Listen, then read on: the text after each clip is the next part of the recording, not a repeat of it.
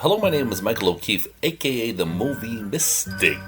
If you enjoy these film reviews, then please press the like button, subscribe, hit the bell, and stay in the know. Subscribing to this channel means you get to watch the coolest new film industry interviews, hear some groovy film reviews, and get some live streams too.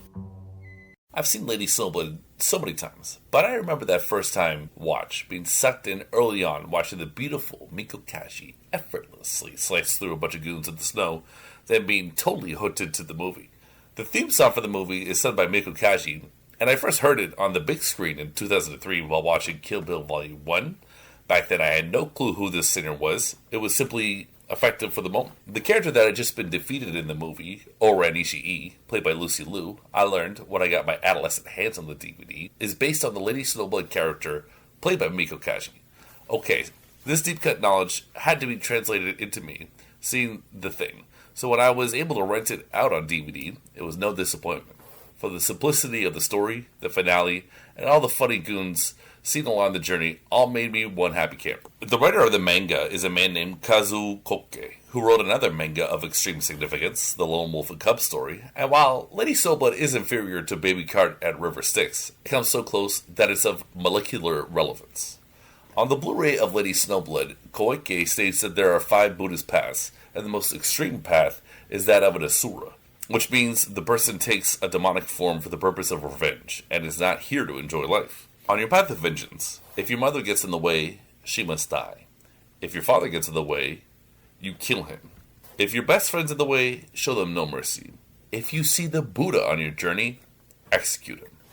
This madness works very well for a movie, and having Buddhist context makes it seem less senseless. In fact, it is the opposite of senseless. It is purposeful sorrow. Not an envious life, but one of meaning through destruction. I also love how Lady Snowblood falls for the political dissident type. It's just cute in an otherwise strictly badass affair. She falls for another one in the sequel, which is not a must-see. The first film is entirely self-contained. My first reaction to learning about the existence of Lady Snowblood, Love, Sought, and Vengeance, was, how could this be? Did Lady Snowblood not die in the first movie? Apparently not. She just certainly looked as if she was dying in that last frame. But she does not close her eyes and pass out. She just moans for a while, then screams. It is quite an undertaking to take out an asura, I suppose.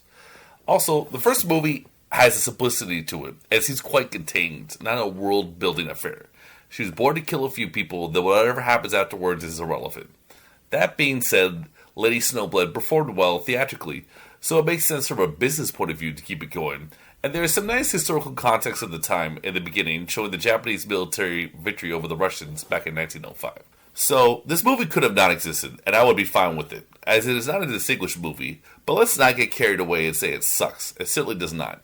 There's a lot of cool moving pieces here, it just happens to be tarnished by being a sequel to a classic. All the talk of anarchy and silencing dissidents, or those who are bold enough to stand out, fits within the logic of the first movie and the action.